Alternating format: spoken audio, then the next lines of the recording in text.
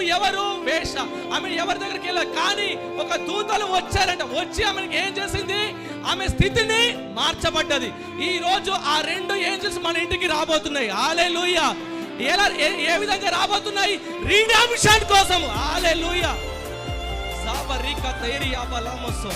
అంటే నీ స్థితి ఎలా ఉన్నా, దీనంగా ఉన్నావా, బలహీనంగా ఉన్నావా, అనారోగ్యమైనవా, కుంగిపోయి ఉన్నావా, ఒంటరిగా ఉన్నావా, పోరాడుతున్నావా, దుష్ట ప్రభావంతో ఉన్నావా, ఏదైనా సరే, కానీ ఆ 2 దూతలు వచ్చి రాహాబు స్థితిని ఎలాగైతే మార్చాయో, ఈ రోజు మన జీవితంలో దేవుడు రిడెంప్షన్ అనే యేసుక్రీస్తు మనలోకి రాబోతున్నాడు.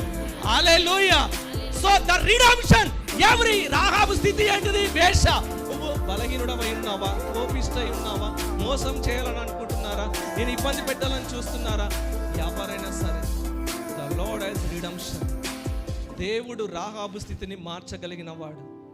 ఈ రోజు మన జీవితంలో కూడా దేవుడు అటువంటి కృపను ఇవ్వడానికి సిద్ధమై ఉన్నాడు.